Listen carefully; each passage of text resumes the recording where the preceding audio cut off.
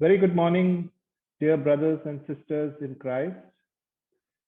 Welcome to CBN's My Journey series on this lovely wet day today.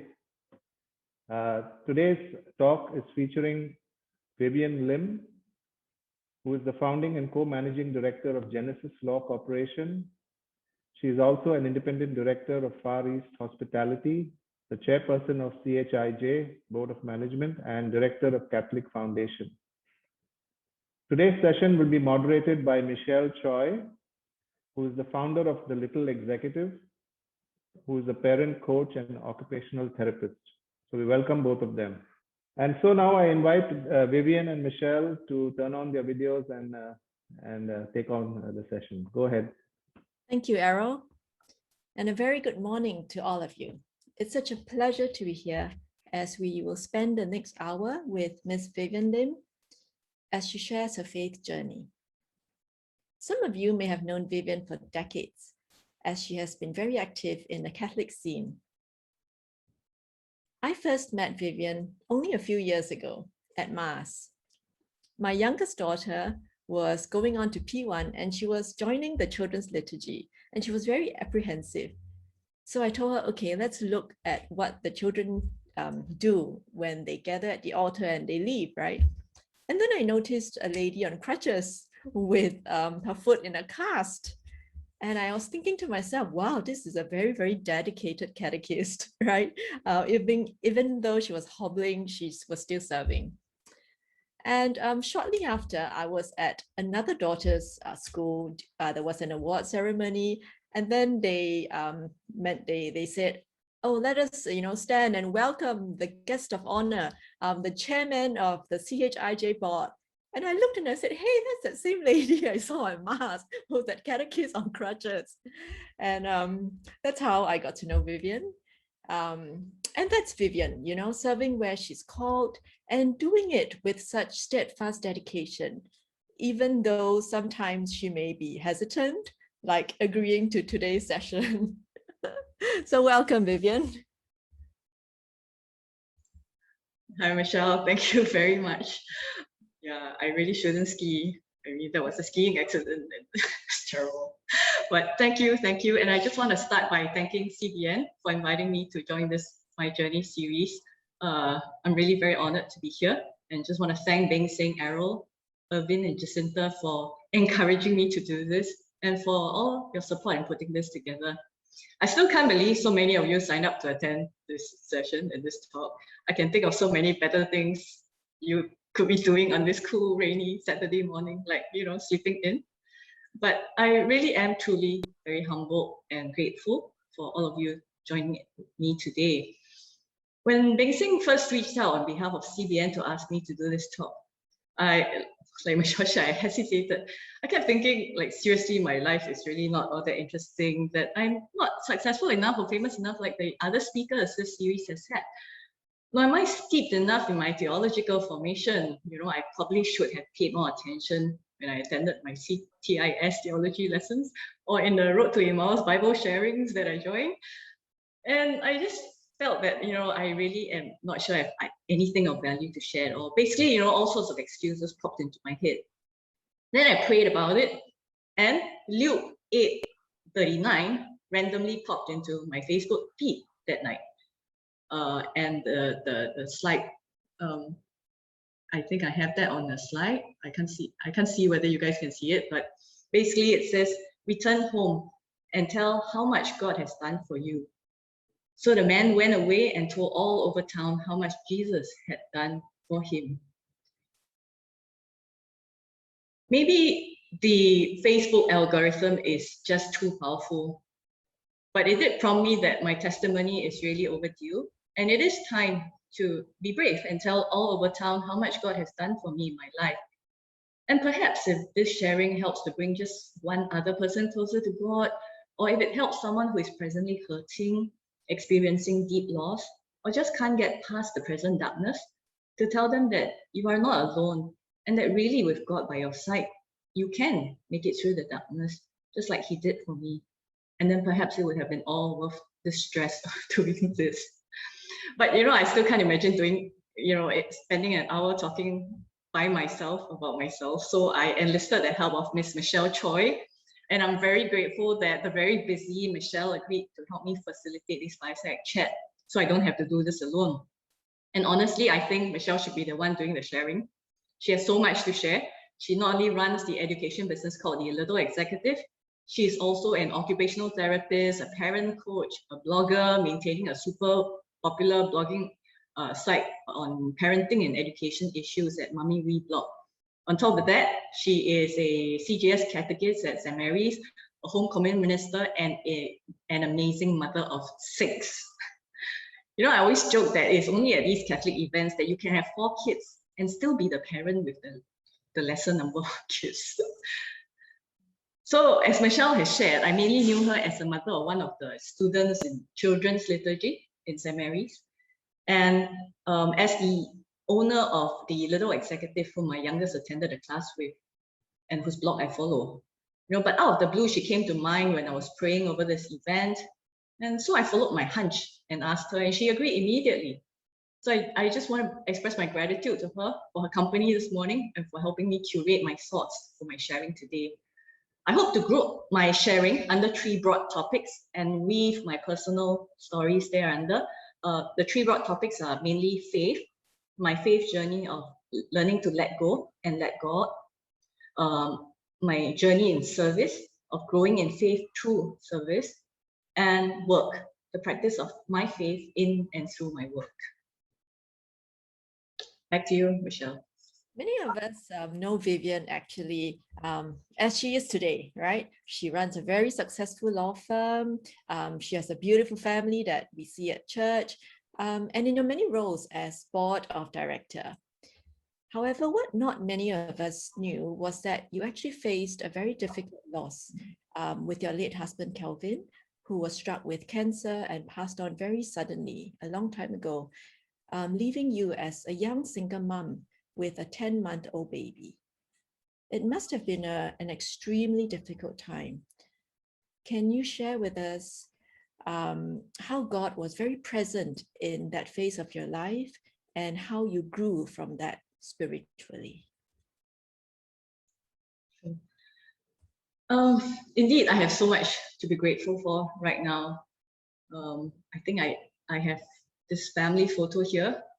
This is my very precious family whom I'm deeply grateful for. And indeed, I don't often open up much into the past, in part because it's not exactly conversation starter topics, and in part to create as much normalcy externally as possible for my 4 kids. I mean, we are what one would term as a blended family. Though actually within the family, we talk and share very openly.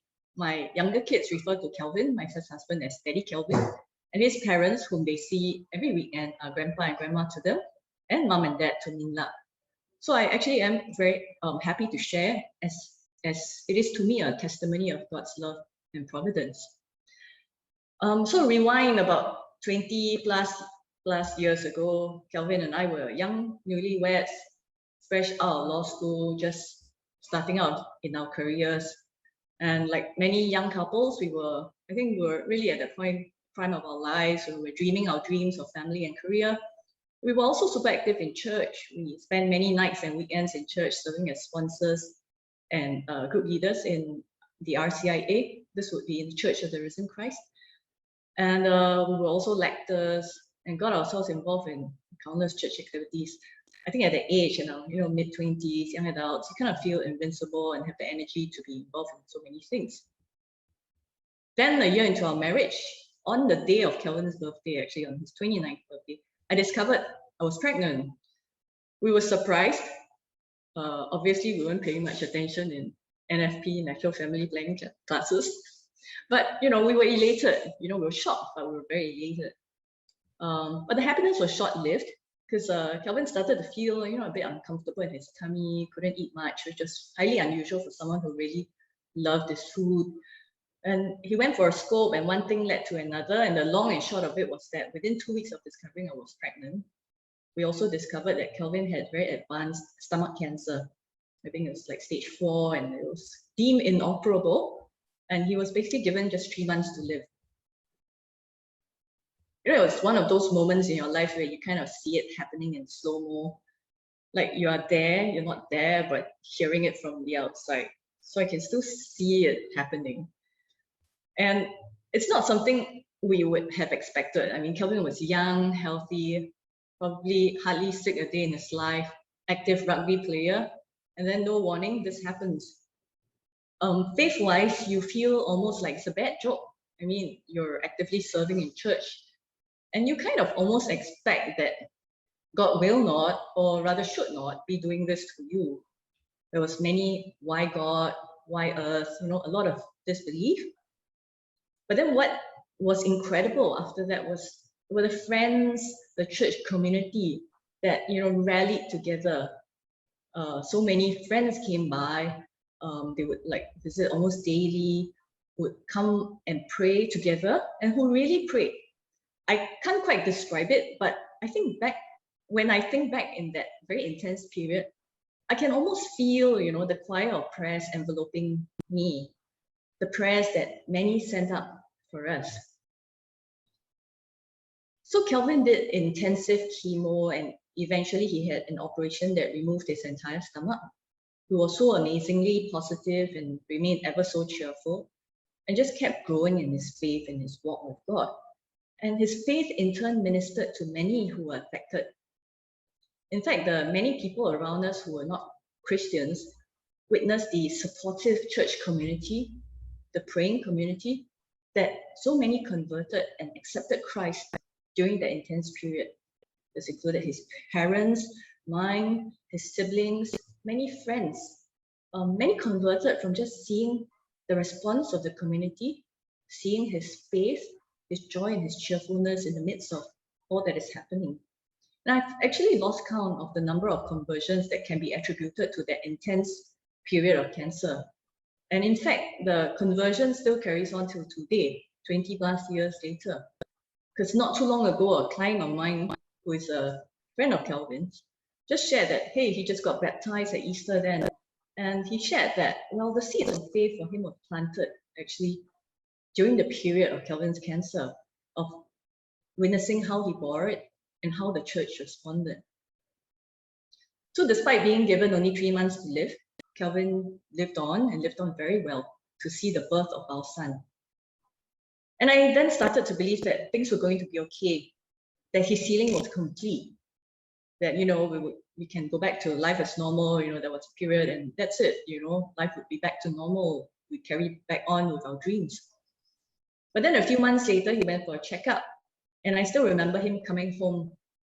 I still remember that scene of him walking through the door and telling me, you know, it's back. And this time it really hit doubly hard. And I guess in our hearts, we sort of knew this time it felt different. Friends again, amazing friends, rallied round again to pray, and we continued to fight it. But one particular faith encounter stood vividly in my memory. I think I already knew that we weren't going to make it this time, and it was a matter of time, but I just couldn't accept it. And I still remember the baby who was a few months old then, crying in the middle of the night, and me cradling him in my arms, you know, both trying to calm him down and myself down, and then completely just breaking down and then asking God, you know, God, why have you forsaken me? It was a pray, cry, pray, you know, not sure what you are asking for and how. And yet in the midst of that, you know, intense moment, I felt my heart change. And eventually I found the courage to utter, thy will be done. Unbeknownst to me, Kelvin similarly had his thy will be done moment with God around the same time. That was when we both found the courage to accept what was coming. We had a talk that we have both been avoiding, you know, him making me promise to try to find love again and to, you know, just be well. And then shortly after, he passed on. Our son was about 10 months old then. Sometimes God's ways are indeed not our ways, right? And it takes a lot of spiritual maturity actually to surrender, like what you did and Kelvin as well, and to conform to God's will for us. And, you know, just listening to your story, Calvin's faith was so remarkable, you know, which led to all that conversion stories. And even hearing you share, you know, the Holy Spirit must have been so palpable in the whole community, within your families, just, you know, really moving through everybody, the Christians, the Catholics, the non-Catholics, and you know, and the way life sometimes unfolds is just something, you know, that we can't imagine. But it must have been extremely devastating, you know, especially in the days that followed Calvin's passing. How did you cope then as a young mom with a 10-month-old baby? I think early days, it really is just a matter of reminding yourself to breathe. You know, you live from day to day, you breathe, you make it through to the next day, then you breathe again and you make it through to the next. And you remember, you know, the first moment you didn't crumble into a heap of tears. You remember the first day you actually could feel some of the fog lift from your heart. You remember the first day you managed to genuinely laugh out loud at actually something funny. You know, but then again, something sets you off and for no reason at all, you start from ground zero again. So it's like a wave, you know, it starts, but the wave trends up and eventually you feel yourself clear-headed again. I think despite having said thy will be done, I think on many levels, I had hoped and wanted that his will was actually healing Calvin physically in the way I understood it, in the way we understood it, in the way that I wanted and needed. But that never took place. So I went through a period of being really angry at God. I think at some level I was angry that I followed him so faithfully, served him so actively in church, and yet God couldn't just, you know, grant me this request of saving him.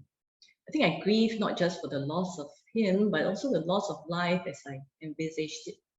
The dreams of family, of building your lives and career together. You know, it's almost like a control alternate delete, you know, to your plans in life. But, you know, like a patient mother, God just allowed me to rant and rage at him. And thinking back, it was very strange. I actually had conversations with him, at least in my mind, or at least, or even out loud when I'm alone. But, you know, it felt very real. I look back at the time and it felt like a very real father-child, almost conversational relationship. And indeed, God did not give up on me. For example, I would like rage and announce probably in my head and out loud, you know, I won't go to church anymore. I can't, I won't. And then my friend, whose daughter I'm godmother to, and godparents to my son, would call and say, hey, let's arrange for the kids to meet in church. You know, we're going to be there. Shall we meet there? Or I'd say, hey, I don't think I can manage this alone. I can't manage alone with my baby in church. And my in-laws would, or my parents would then offer to come with me. Or I'd say, you know, I don't think I ever can or will want to serve in church again. And then the lector ministry calls and say, hey, you know, I really need a reader this Sunday, and, you know, can you really help out? And then some friends or my parents would say, hey, you know, I'll help you look after the baby whilst you read. So then I somehow started reading in church again, flowing from that. And I think, you know what, I really can't do this. I'm not sure my faith is in the right place. You know, I think, you know, God, are you even looking out for me at all? And then suddenly the reading I read from the pulpit that Sunday would somehow be about God saying how he would care for and protect the widows and the fatherless. I mean, it's like there are indeed so many verses in the Bible you discover about widows and fatherless. And I think at that point, reading these and having to proclaim it, you suddenly feel so protected. And it just kept happening, you know, the readings I kept coming across that I would be made to read, and somehow it would be my assigned reading that weekend. Until at some point, you know, I said, okay, God, you know what? You win. I get it. I know you are there. You are really there. You're really there for me. So from now on, I will just keep my eyes and ears on you. I'll let go. You take charge.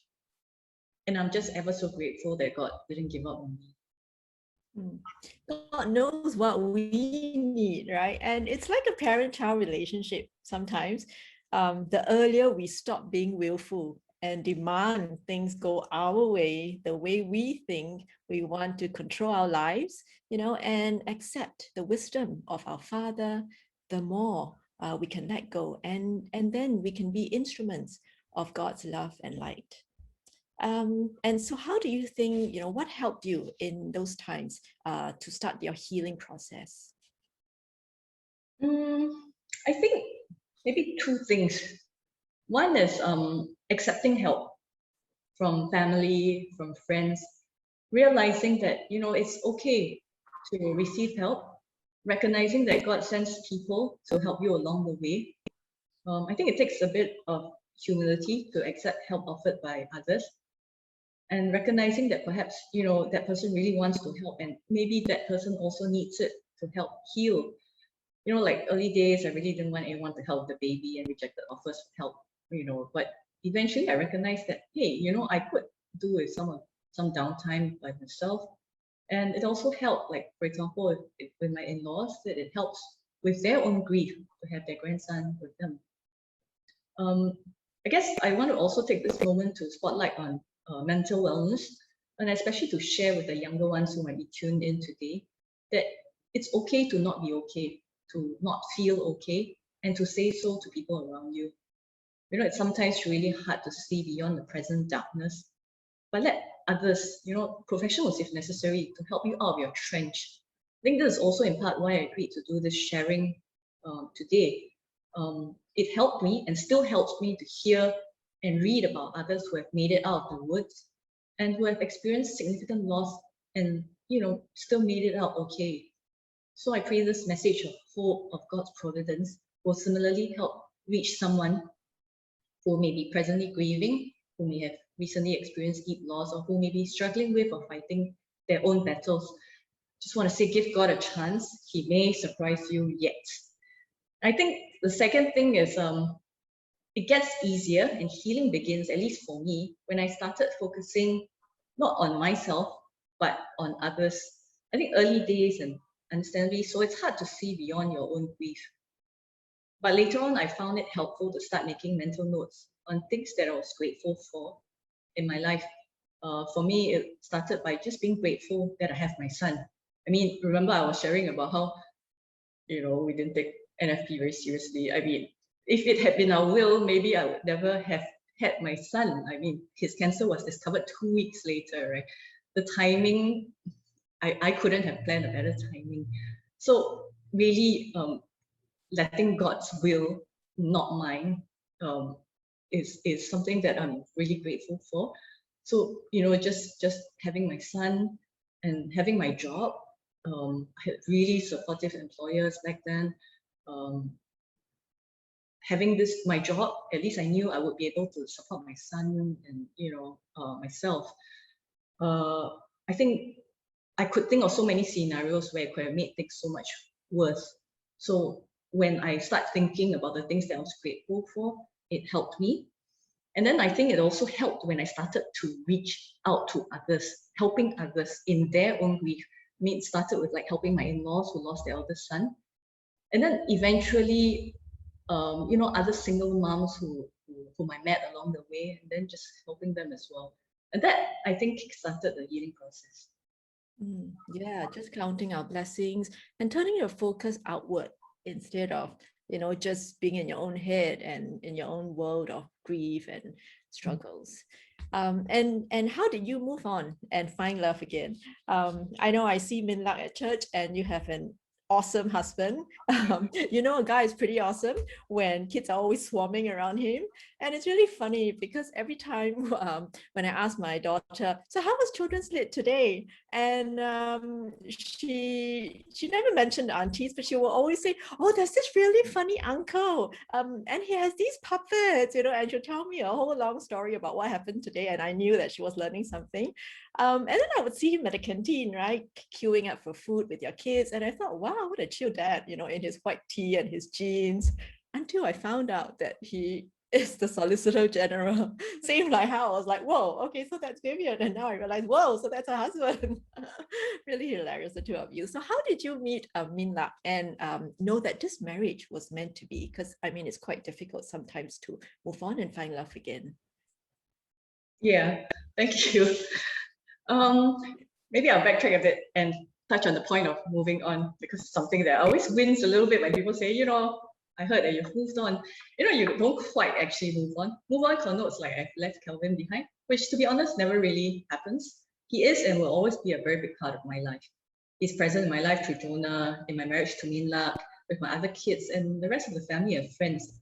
So maybe I prefer move forward with the fullness of life, with, you know, Kelvin journeying on through, you know, living on through my journey with him and of losing him. But thank you very much for asking about Min Lak. You know, I won't do my sharing justice without speaking about him. I don't think I would have been able to do half the things that I did subsequently and I'm doing now without his steadfast support. He's really one of the most unassuming and giving guy I've had the privilege to meet, strong in his faith and assured in his walk. I too hope you have a chance someday to hear his sharings of all his incredible overseas missions, you know, his work with God, his work in Myanmar, China, India. So yeah, how did I meet him? We were introduced by his cousin who was married to an ex-colleague of mine. They live in the US, and when they came back, they would say, you know, we have no time to catch up with both of you separately. So if it's okay with you, we just meet both of you at the same time. Actually, it was only much later that they did so that they could set us up, because they knew that we would hit it off, and I guess hit it off we did. My son took to him immediately, and he to my son. In fact, my son used to tell people that, hey, Papa went out with me because Papa found him cute. To be honest, you know, I can't imagine it was easy for Min Lak in the early days, you know, to take on the challenge of dating a single mom and a whole baggage of grief and, you know, and all that, and to be an instant father to my son. It takes a very self-assured person and someone strong enough in his faith to take this journey.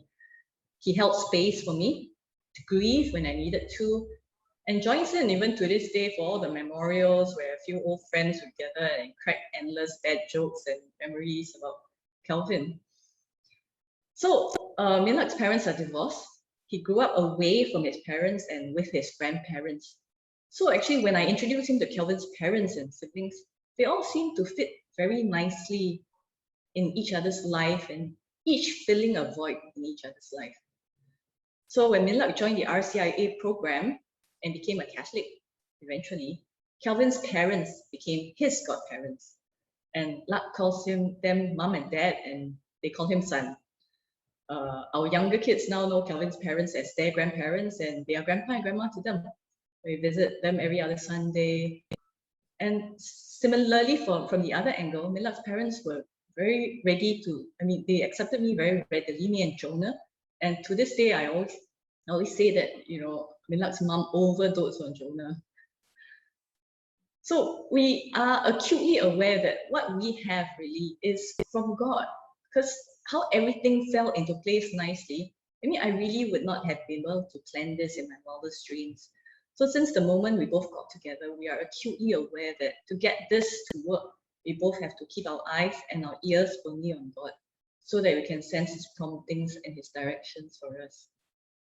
Yeah, wow, definitely. It really sounded like this, you know, this marriage was planned and by God and your two amazing friends as well, who secretly set you both up. You have been serving in different parishes over the past 20 years. And during the trying times following Kelvin's death, you were thrust into many roles as chairman of the Lectors Ministry at Risen Christ, head of the liturgical committee, and chairman of the Parish Pastoral Council, and spearheaded many new initiatives. That must have been a difficult time. So how did all that come to be? You know, did you volunteer or were you approached? And it must have been, you know, God calling you, prompting you and pushing you. Well, I think God has a real sense of humor, thrusting me into service when I was least expecting and still grieving. But I do think it's because he knew that I needed that as part of the healing process. You know, I say God has a sense of humor because I still remember it was like maybe 2-3 years after Calvin's passing. And I still thought of myself as, you know, I'm just a struggling single mom, trying to bring a toddler to church, keeping him still at Mass and hoping he doesn't make too much noise when I go up to read. Then the new priest at that time of the Church of the Risen Christ, Father John Vianney Lee, well, he didn't know about the story of Calvin, and out of the blue, you know, he came up to me and mentioned, hey, like this ministry having elections soon, maybe you consider standing for elections. I think I probably laughed out loud at him, and perhaps a little upset even because, you know, like, do you not realize I'm still grieving and still struggling as a single mom?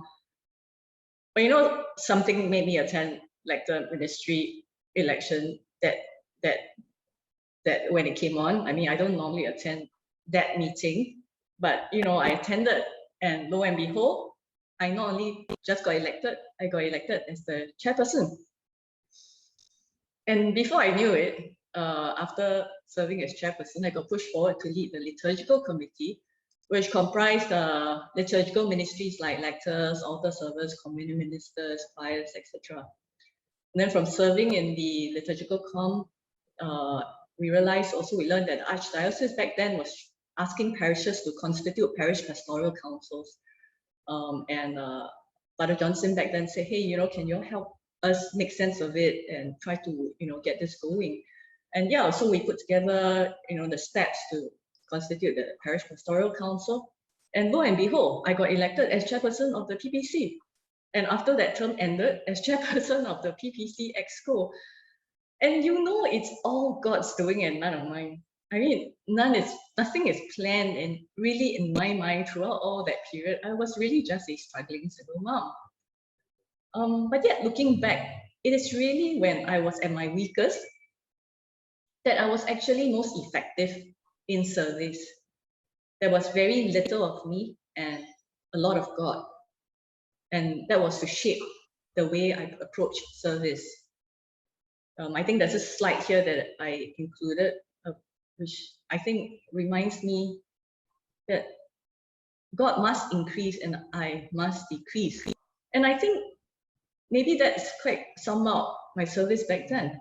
I think it works because you tell yourself you really do not know anything, and seriously, what do I know?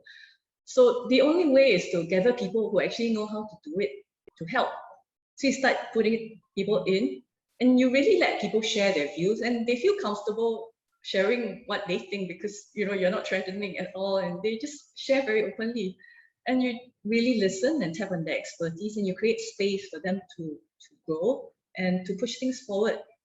And then, hey, somehow it all just comes together. And you know it's not you because, for example, you know, we would talk at PPC back then about, you know, due to the geographical location of Risen Christ, we need to do more outreach and provide social support to the neighborhood. So we said, okay, let's start a free medical clinic or a free legal clinic and a counseling service in the church. We also kickstarted various parish faith renewal activities and tried to build small Christian communities. But you know, it's really got at work when, for example, we talk about the free legal clinic to help residents nearby with legal issues. And the very next day, after PPC meeting, or at least it felt like the very next day, I get a call from, say, Catholic Lawyers Guild asking if, hey, is it possible to work with Risen Christ to site one of their legal clinics there? And that was the same way with the counseling services. We wanted to start counseling support in the church. And then you find out FLS is actually having training for para-counselors, and they were hoping for venues to site their outreach. So immediately we put our hands up. And then there was like, you know, starting small Christian communities, and you find out SPI is in fact trying to get parishes to start small Christian communities. And again, you put your hand up. You know, things get discussed and you can feel the spirit moving, and then things just fall into place seamlessly. Of course, there were many ideas and initiatives that also did not take off, and you sort of follow the spirit and let it be.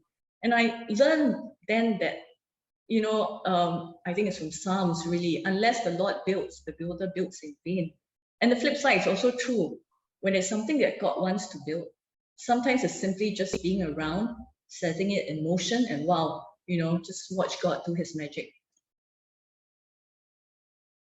Do do you have any advice for, there are a lot of people who may be sitting on the fence, you know, feeling that, oh, you know, I'm not equipped or I'm not worthy, you know, to serve in ministries? What advice would you have for them? I think we are never really ready or equipped. I think we need to discern if it is something that God wants you to do it. And if you feel that that's what He wants you to do, just say yes and see what God can do with your yes. Perhaps, in fact, it is when we feel we are not enough, that we feel when we're most, you know, that we can't do it, that maybe that's when we are most effective, because that's when we allow God to work in us and through us. So don't stop yourself from serving if you feel Him calling just because you feel inadequate or not ready. And I think really in terms of service, apart from saying yes and not feeling emotionally ready, perhaps, you know, that's what you need as well to help you get better.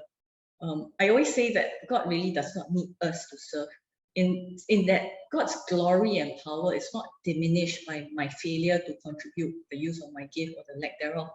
Oftentimes, I find that I get so much out of giving more than I have been able to contribute. So it's not that God needs us to serve, but rather we need to serve before we can find our own enduring happiness and fulfillment. That's such a new perspective, I think, as well. Let's talk a little bit about your work.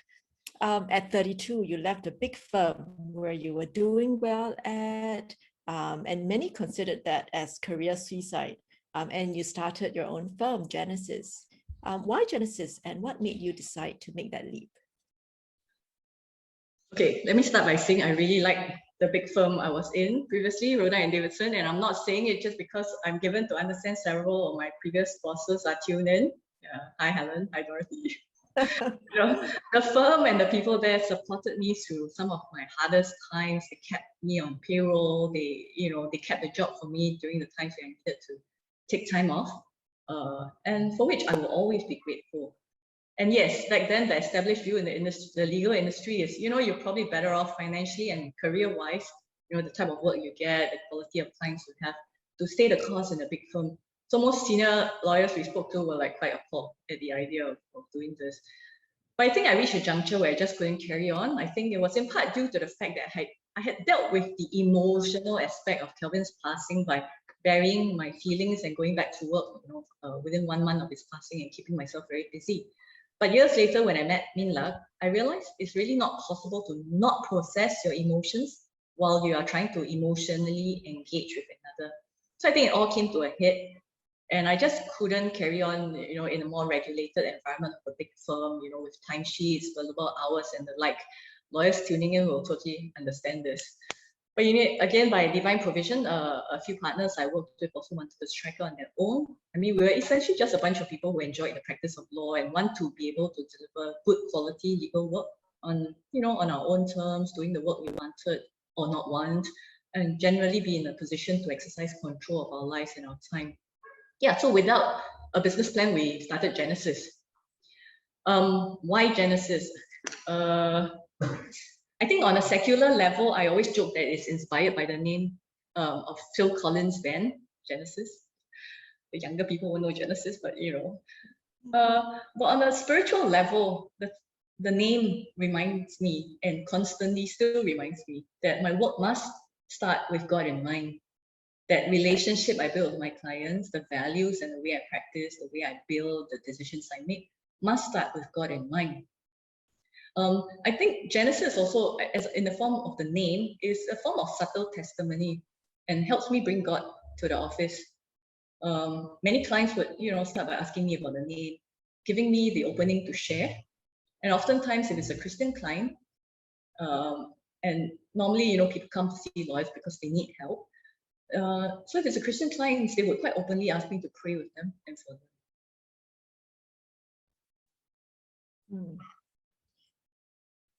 Okay, let's talk a little bit about work-life balance. I'm sure a lot of people, especially women tuning in, They are keen to know how you manage it now, running a law firm with 4 kids, and you are volunteering in so many different ministries, sit on so many boards, plus Minlak must be just as busy or busier than you, I'm not sure. How do you manage all of that? The short answer is actually, I don't think I manage all of that. That's the answer I normally give. I'm a jack of all trades and a master of none. But let me try to answer that. I think maybe it boils down to 4 points. Firstly, I don't think it will be fair to say I do it all. I don't. There's a whole village behind me.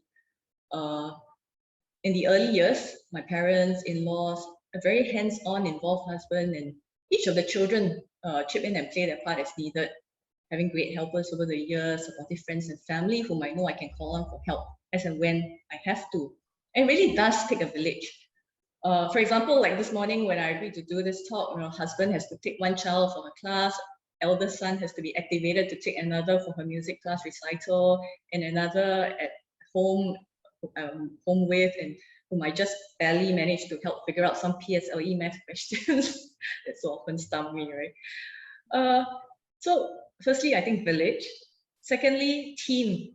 I think on the work front, the board and the service, there's literally a whole team supporting me and whom I need to credit. For example, on my IG board, I may front so many of the events and things, but that's just me fronting it. There's a whole team of people behind me, Sister Maria, the IG sisters, Eileen, the supervisor, the amazing supportive board I have, Secretariat Mary, school principals and all that. There's a whole team behind. I just happen to be the one, fronting it. But the reality is all the work is done by the entire team behind. I think thirdly, having flexibility of working arrangements helped me. A lot of women juggle a lot, not to say men don't, but I think it's fair to say that women still want to manage a larger part of the family and of the household. And I think I won't be able to do it if not for the fact that I manage my own law practice, where I have the flexibility of working hours to handle my work and take care of the family at hours that each needs it. In fact, like in my firm, we tell everyone, all my staff, that family will and must come first. And the partners have to model that.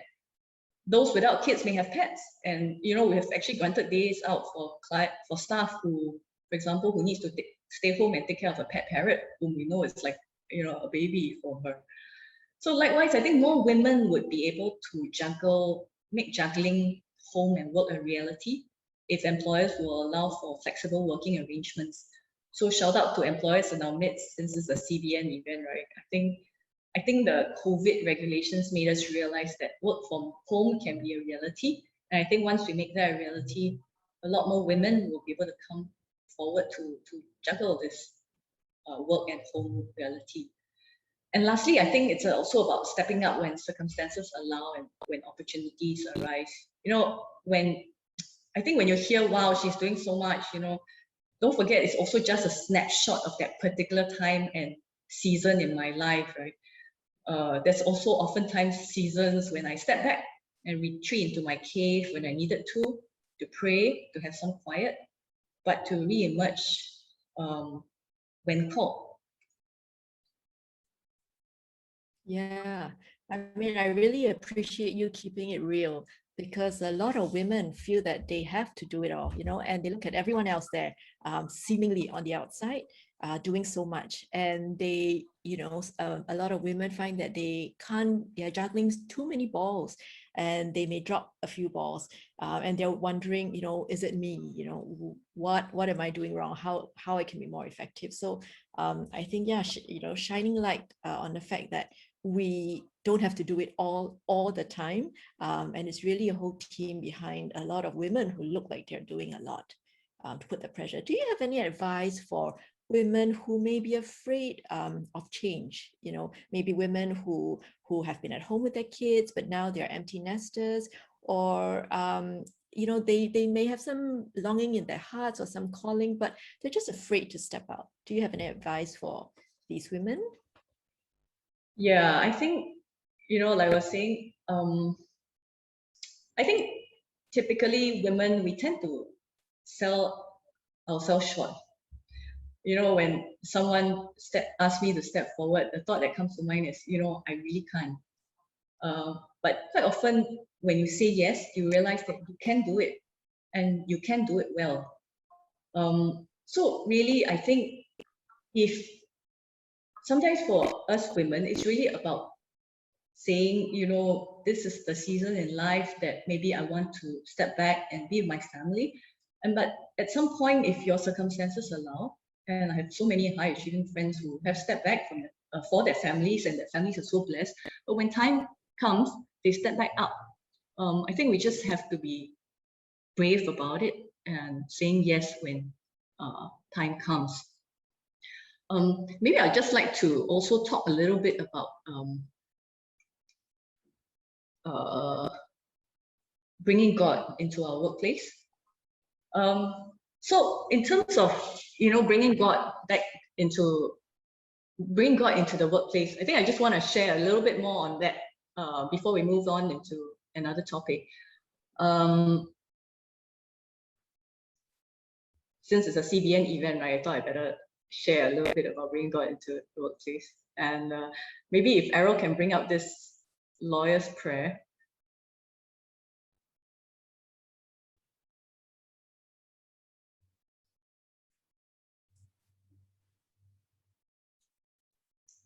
So I think one thing I want to share about is how I bring God into the workplace is I try to do so by ensuring I carry out the practice of law as ethically and as closely to Christian values and mission as possible. And I think this lawyer's prayer by St. Thomas More sums it up nicely.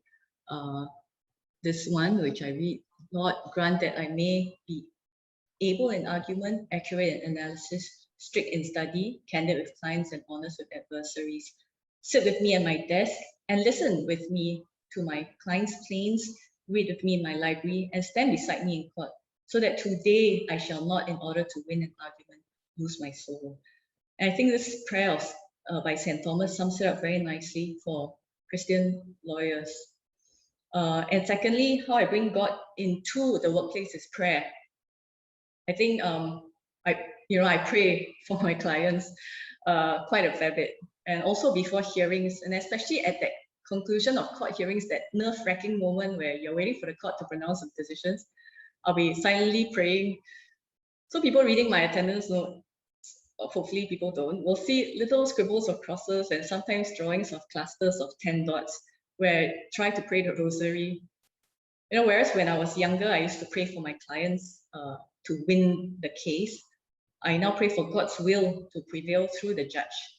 I think as you grow older, you realize that, you know, it is an adversarial system, and oftentimes you're only focused on one side of the story, and it's not always easy to appreciate the full truth. So I just pray generally for justice to prevail through the judge. And lastly, trusting God to provide for the business. You know,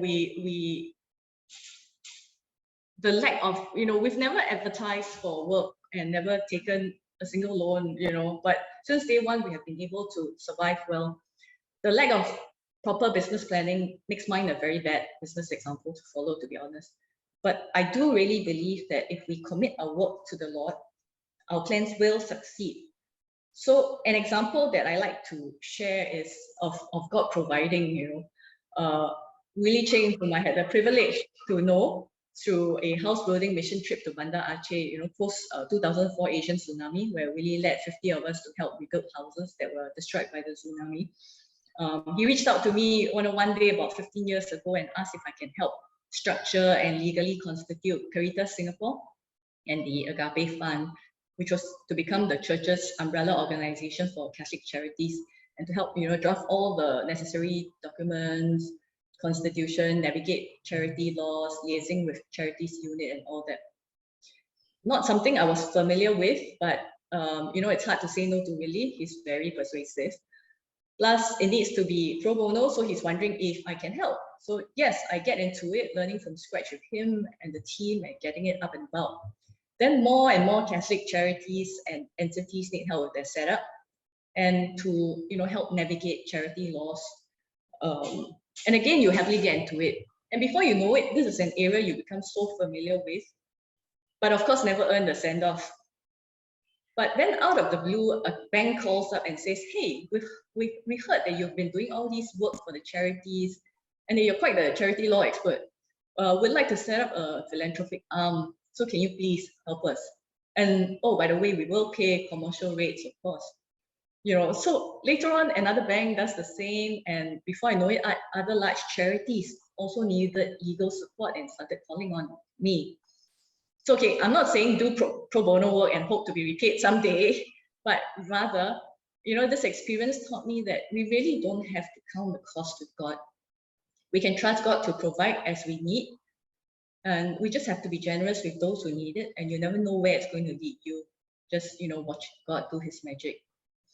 And indeed, when I look back at the 2.5 decades of legal practice, the cases that stand out in my memory are not the big cases that were fought or the clever arguments you made and succeeded in court. Of course, it feels great to, you know, win a case, and yes, we need to bill in order to feed the people who we support and who work for us.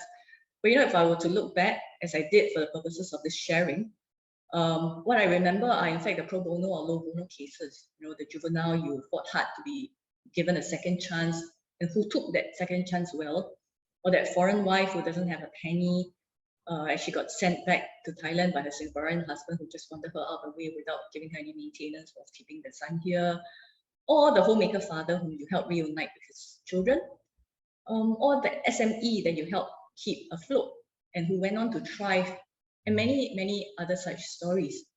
So I try to do my best to treat each case as an opportunity for clients to have their own God encounter. So many gems there for us to take on. We do have quite a lot of questions in our Q&A, but before we open for Q&A, would you like to leave us with 1 or 2 last pieces of advice on what helped you to navigate through all of it over the past 20 over years? I won't call it advice, but I think I would just say that, you know, as it says in Ecclesiastes 3:1, there is a season for everything, a time for every occupation under heaven. There will be periods of darkness where the journey feels very tough, where it might be so tough that you may feel like you don't want to carry on, but believe that it can and will get better. Just give God a chance and give tomorrow a chance and let God do his wonder. And secondly, I really believe we all need to reach out and help each other along this journey called life. If we're in the trench, if we're out of the trench and we've reached the top, we really need to reach back down to help others up. I'm keenly aware that I made it out of the darkness, not by my own strength in any way, but by God's grace and providence, which he provided through the many incredible friends, the many incredible people that I've had the privilege to meet, work with, and walk this journey of life with. So if you're not out of the darkness at this moment, be open to God's promptings, and also to others who may be sent by God to give you a little nudge up. And perhaps it's cyclical, right? Maybe in this journey of life, sometimes we're the ones in the darkness, sometimes we're the ones out of the darkness. But if we keep looking out for each other, we help pull, drag each other along, perhaps hand in hand, we can all finish well and reunite in the kingdom of God. Thank you. Yeah, one people as God intended, right? And you know, at times after we emerge from darkness, don't we have more empathy and humility and a deeper sense of connection with others, right? And even from your sharing, when we humble ourselves at our lowest points, in desperation, in despair, and when we, you know, can cry out to God in such humility, that's when we feel his presence so close, so real, and so gentle and so loving, right? And like your whole sharing has shown us, if we allow ourselves to surrender fully to his will, like you did, his grace will carry us far. So now let's open the floor. We have some great questions, which I will read out. We have one here from Michael. What would be your advice for people who suffered burnout from the numerous responsibilities they have both in church work and in life? I wouldn't dare to say advice, but I think we if you are burnt out, take the time out. I always feel that service must bring us closer to God and not away from Him. Service is something that actually not so much what God needs, but what we need, so that we can live out our faith through the service. So oftentimes it's really about balancing what you do against the seasons in your life. So if you are, at a point where you are burnt out, my advice would be really to just stop at that moment, go back to your cave, like I did, pray, and just have some quiet. And when you feel ready again to re-emerge, and like I was saying, service must lead us closer to God and not at the expense of it. Years ago, I mean, we were actively serving in church, physically, RCI sponsors, PPC, lectors, family service centers. My husband, serves in, overseas missions, Myanmar, India, China. But, with family and work, it's really hard to do all these without feeling like you're neglecting family. And, when family comes to the picture, you are stretched in so many directions, and that's when burnout occurs. So to use a word that everybody seems to be using, we pivoted to serving on boards when given the chance to. So for me, it was CHRJ, Charities, Syrian Catholic Foundation. I render these services during office working hours because I have the flexibility to do so. And whilst the kids are otherwise occupied in school. And since I have young kids, so I serve in the children's liturgy because since I'm going to form my brood at home anyway, it's really just an extension of serving it beyond and to the children in church. And I realize in the process, I get formed as well. So I don't think we have to be so hard about ourselves, about, work and service. Take a break if you have to, or pivot. There are always other things you can do, you can serve in different capacities. To fit your different life stage. Yeah. Thank you for that. We have Stephen asking, we have Charles.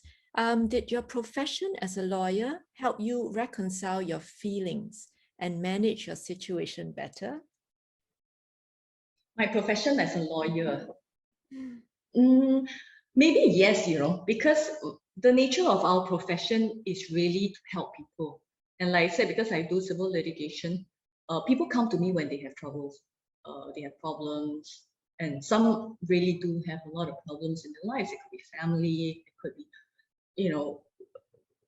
business, and we try to help them as much as we can. So I think my profession helped me in two ways. One is actually, like I was sharing, in the process of helping others, you heal. I found that it did for me because it took the attention away from myself and I'm helping someone. And in the process, I heal. And secondly, it also helped me realize that, hey, actually my situation isn't all that bad. I mean, like, okay, I was a single mom, I'm struggling, but hey, I've got a job. I've got clients who don't have jobs. They're single mothers whose husband just left them. They're not educated. They've got no place to stay. And you realize that there are people who are a lot worse off. So I think, yes, my profession definitely did. Okay. We have one asking you. Hi, Vivienne. Thank you for your genuine sharing. Could you please share about your prayer life, such as how has your faith matured through prayer? What's your favorite prayer? And any advice about the importance of prayer in our faith, especially when we experience dark nights of the soul, or when we're occupied with too many things that make us more like Martha? Wow, thank you. I think you will have the answer yourself based on your questions. You're clearly, very studied into this area. And actually prayer is something that I think it's very personal to all of us. There are different types of prayers that resonate with each of us. And sometimes different prayers work for me at different stages of my life. I don't pray half enough. I mean, I always tell myself I could do so much more prayer, so much more quiet time, so much more Bible sharing and study of it. But whatever little I can do, I try to do it. So like I said, I mean, we try to pray as a family often, every day actually. we gather the family and we try to do that from when they were very young. So as a family, we pray. And like I said, I bring prayer into work. I mean, I pray constantly, and, you know, especially at hearings, because, you know, it's nerve-wracking, and I try to bring God into my life in this way.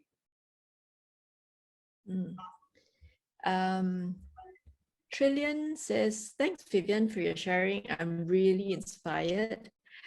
Are there any instances where work and your Christian values are in conflict? And how do you manage such circumstances? How do you live your faith at work? Actually, I think there will be, depending on how you practice or how you run your practice of law.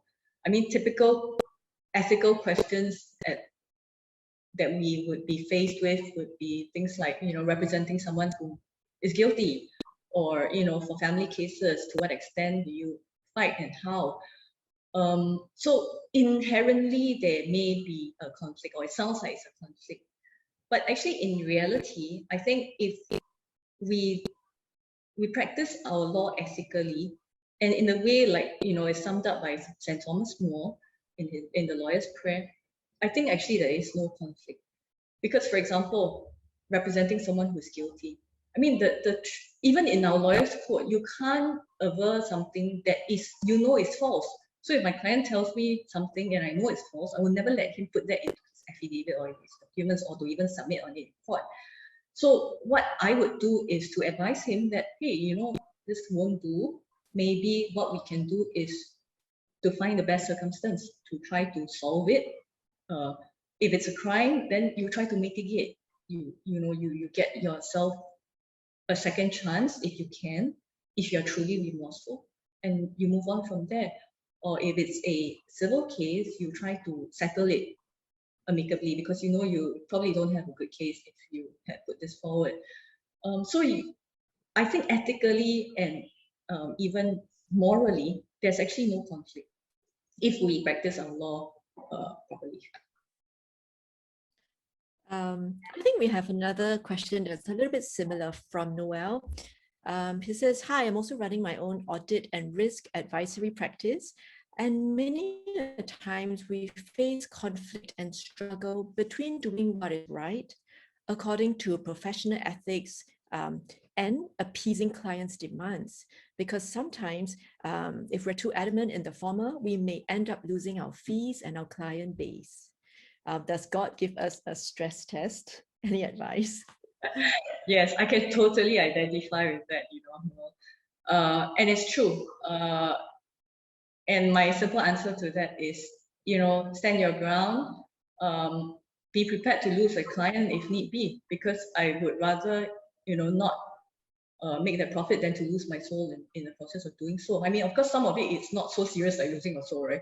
It's more like, you know, just keeping to the rules.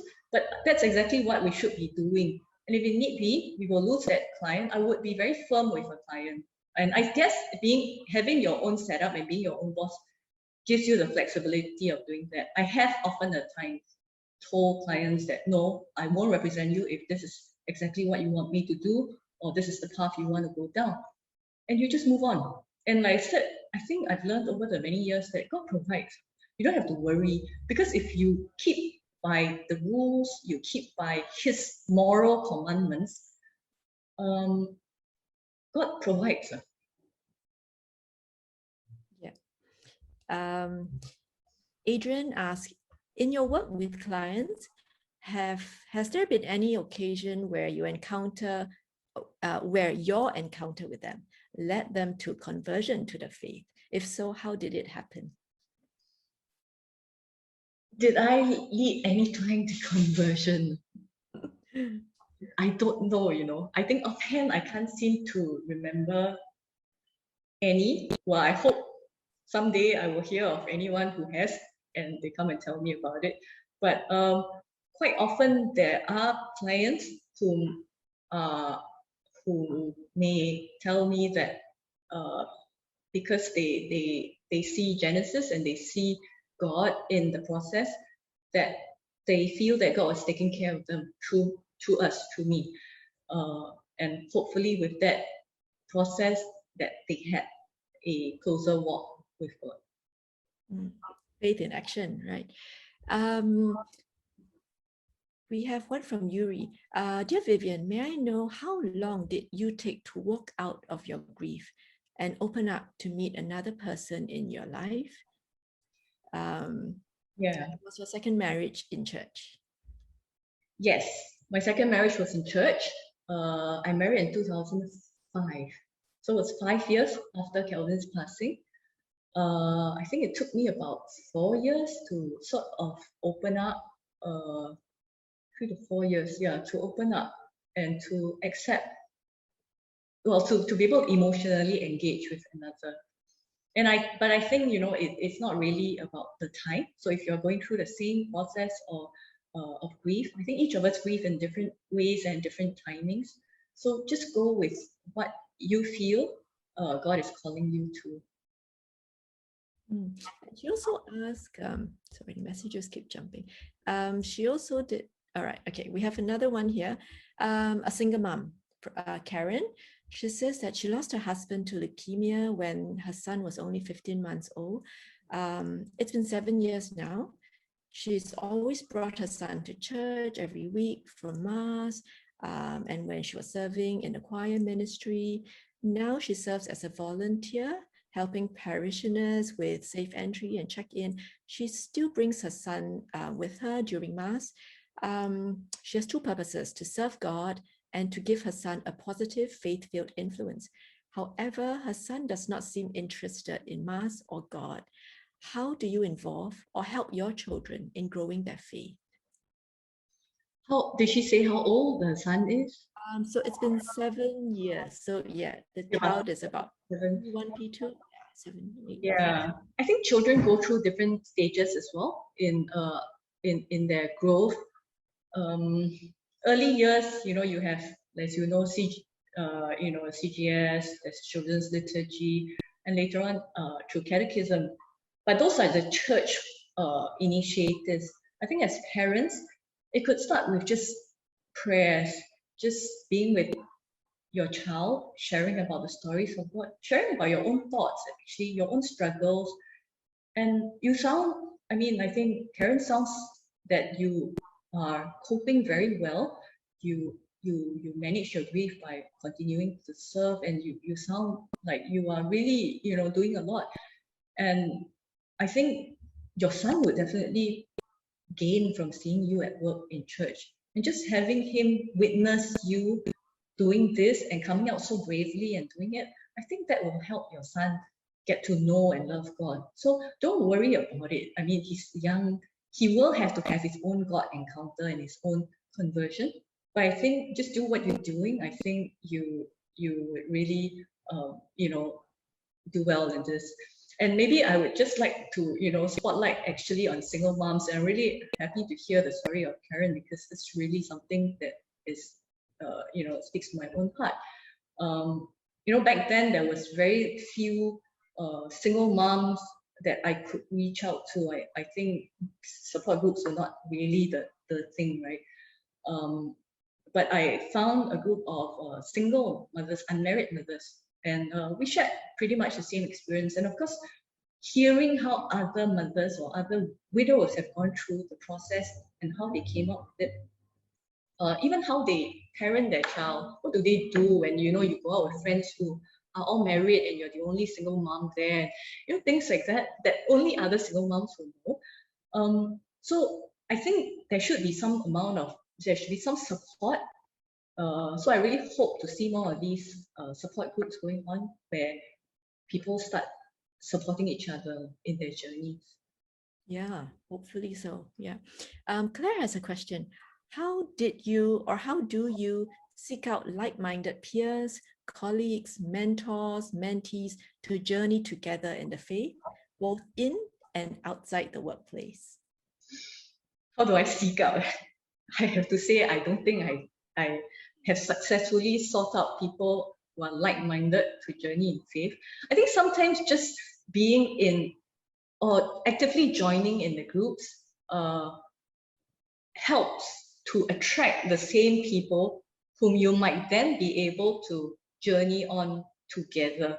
So what I mean is, if like, say, like for example, joining a Bible studies group, like for me it was like Road to Emmaus, just knowing that, hey, there are people like-minded who wants to learn more about the Bible and to grow in their faith.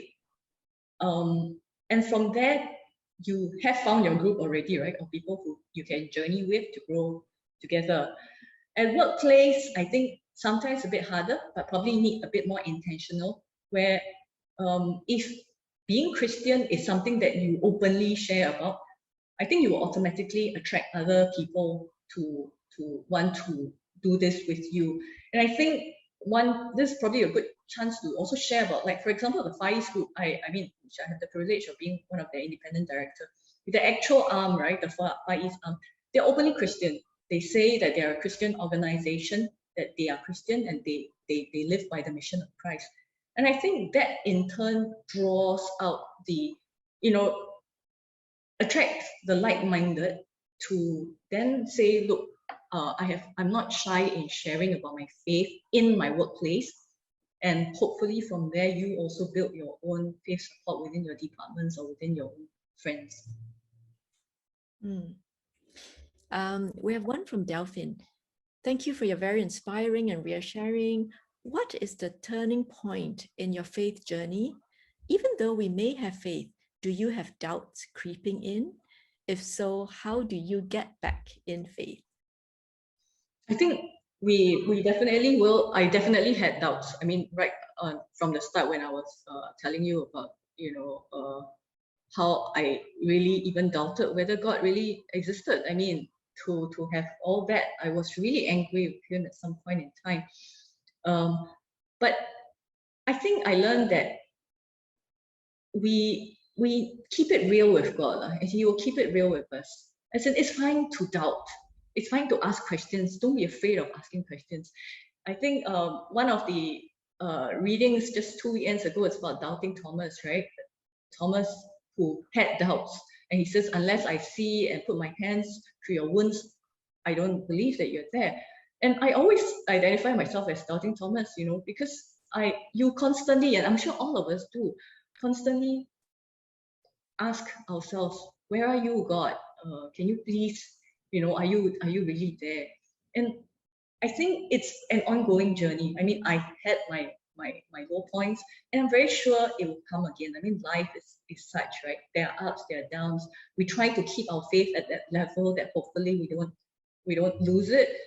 But I think God doesn't mind if we question Him and ask Him, and He will show Himself, just like He did to Thomas. He met Thomas where Thomas needed, and just like He met me where I needed at my faith level. And I'm sure He will also meet you at that faith level that you need in order for you to find Him again. He meets us where we are, yeah. Edwin has an interesting one. Hi, Viv. Who's your greatest inspiration and why?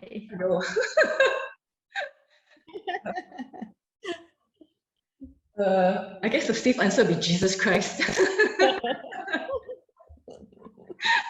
But yeah, I guess given that it's a Catholic business event, yeah, maybe Christ. But okay, maybe on a more personal level, someone relatable would be, actually Minlak.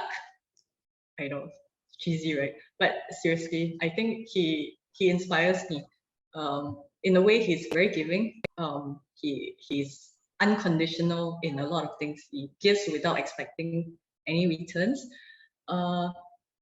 And he studies hard in his journey with God so that he's always close to Him and keeps his ears very closely to God. And I'm inspired by that. I watch him every day, right? And I'm inspired to see how he grows his faith and how he treats people around him, how he gives so much of himself and not expecting anything in return. So yeah, he inspires me. I'm also very inspired. Okay, we have this one. Hi, Vivienne. Any advice for women who are currently suffering in a broken and difficult marriage? it's difficult. I mean, that's part of my role. I mean, in my practice, I come across a lot of women who are suffering in their marriages. I mean, I always say that, you know, I don't really want to do family work for whatever reasons, it's emotional and all that, but it's always the work that constantly comes, because there's so many people who are grieving and who just have broken marriages and who are struggling.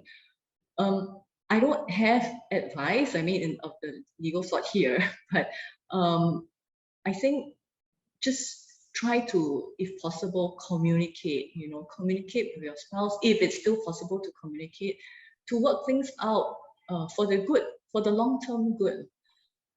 I think one thing that the many years of legal practice has taught me is that it really is something, if you can work out, communicate, and if you really can't, then I guess you really have to think of what is best for your children, guided by your faith and as you feel led to do. Yeah, humility, and I think prayer, just prayer, like, you know, heartfelt prayer for God to help the marriage. Okay, we have one from Grace. Hi, Vivienne. You said that when you were very young, even before you were married, you were already serving and very active in church ministries. How did your faith become so strong even then? I think when I was young, it was more like, you know, because Kelvin was in RCIA and then we were at Risen Christ, and it was a natural progression to it. But I think it also made me realize from a very young age that I needed service. I mean, it may not be true for everyone, but I needed service to feel closer to God. So we were talking earlier about prayer, right? And I think we all have different charisms and charismas, right? I can't sit in my room and pray for long hours. I can't. I mean, I really totally admire people who can do their meditations and their quiet prayers and their many decades of rosaries, but I can't. And so to me, I would pray and serve. And the service part helps me to connect with God and to His people. I think, I mean, we are all called to serve, and that's really pretty much what we are called to do as Christians, right? To love God and to love others. So it's, to me, just an extension of the commandment that God has issued for us. We have one from Shah. She says, hi, Vivienne, what advice would you have for someone trying to balance a legal career, motherhood, and being a good wife? Wow. Sharing your struggles so openly with us. That's a tough one, right? It's a tough one. It's a tough one. You know, I am always very hesitant in sharing it because, you know, it presupposes that I have it all balanced. But like I said, you know, I will be last to admit that, you know, I have it all balanced. I think, like I said earlier, balancing it with find your own village, you know. I really couldn't be able to do half the things that I do without my village behind me. So find your own village at home. And on the work front, I think you need supportive people that can support you juggling this. And really, like I said earlier, I think now with COVID, and if employers are tuning in, you know, to really let women, okay, and men too, maybe have much more flexible working styles. I think this period has taught all of us that it's possible to do so. And I'm really excited to see how going forward, after even COVID ends, whether we have the courage, and I really hope we do as employers, to say, you know, it's fine, let's carry on with this. And maybe then, you know, people like yourself, Shah, that you can find that it's a lot easier to manage home and work and legal practice, where you have the flexibility of time and of managing your family and be there when your kids are home, and then, you know, hit your own caseload when the kids are in bed. That's actually pretty much how husband and I do it. Like, you know, you work in the office when the kids are in school, and then when they're back, I try to be home in the afternoon now with work from home and all, and then, you know, work with them. And after they're in bed, that's when we, you know, check our stuff and start drafting the things that we need to do. So maybe that's something you can try to explore as well. Okay, we have time for one last question. This is from Charles. Are your children following your example of service to the church? My children are 7, 8, and 11. Not quite yet. Well, my eldest, yes, he's very active with the Franciscan young adults. With okay, I should know this, but often I can't remember the group that he's with. He was an active altar server all throughout most of his school days. So yes, my kids hopefully will be, the younger ones hopefully will also be just as active. And like I said, I mean, it's not so much what the church needs or what God needs, it's really much what we need. And I think it will be a natural progression because, for example, like we are serving at children's ministry or children's liturgy, and the kids are milling around. They have no choice but to, come in and help out. So child number 2 will have to help with the slides and to, help take care of the younger kids that come in from formally and all that. So yes, I'm hopeful that the younger ones will also step up and serve when time comes. We have this beautiful affirmation from Roy. Thank you, Vivienne, for the sharing. You have helped me be more aware of being grateful to God for all things, great and small, and see his hands in all things, happy or sad. God bless you and family. And with that, we will wrap this up. And thank you, Vivienne, so much for being here with all of us, for sharing so authentically with us. And I'm sure many in the audience have been inspired, edified, and touched by you. Do you want to say any last words before we hand it over back to Errol for some announcements? I just really want to thank everybody for, participating and for being here with me today. I mean, this really exceeds even my wildest. I can't imagine back then that one day I'll be doing this. So I do hope that at some level, this helps you in your journey, in your walk with God. Thank you very much. Thank you, Vivienne. Thank you both, Vivienne and Michelle. We've had a record audience of 122 people today who have fully been inspired by you, Vivienne, and excellent moderation by Michelle. So thank you both. And I'm going to now do a few announcements and then get Vivienne back to do the closing prayer. As you know, CBN is not a funded organization, and we run all our programs free of cost. So do help us with any love offerings that you can make. You can do bank transfers or checks, or you can open up your banking app and scan this QR code. And over to you now, Vivienne, for the closing prayer. Thank you, Errol. I know just now someone asked me, and I didn't quite answer this. Do you have a prayer that you really like, or favorite prayer? And actually, this was my plan to end with this prayer of abandonment. This is actually a prayer by Blessed Nicholas Pari. He's the founder of the CHIJ order. And I invite you to pray along with me, the prayer of abandonment. Lord, I want nothing more. I desire nothing more. Only to be ready to desire what you desire. And as you desire it, it is enough for me that you hold me in your presence, that you take care of everything, that you watch over all my concerns, all that happens to me, and that nothing escapes your adorable guidance for my life. O Jesus, O love, you are my God and my all, center and unfathomable depth of goodness and greatness. May Jesus live and his will be done. There is nothing left for me to desire. Choose, Lord, what you want of me. Order all things, plan and arrange all things in the way that pleases you.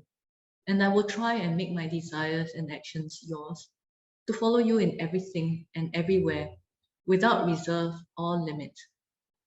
Finally, Lord, I want to belong totally to you. No more measuring or portioning out, neither in life nor in death, in sorrow or in joy, on earth or in heaven. My beloved is all mine, and I am his forever. O Jesus, O Lord. Amen. In the name of the Father, Son, Holy Spirit. Amen. Amen. So once again, thank you, Vivienne and Michelle, for this wonderful morning, and thank all the participants who have braved this rainy day to join us. We wish you all a pleasant weekend. For the rest of the weekend, have a great weekend. Thank you again. God bless you all. Dear friends of CBN, thank you for tuning into Catholic Business Network's My Journey series. If you found this video helpful, please click the like button. And if you are new to our channel, do follow us on all our social media platforms and click on the subscribe button and the bell icon to get a notification whenever we post a new video. Thank you and God bless.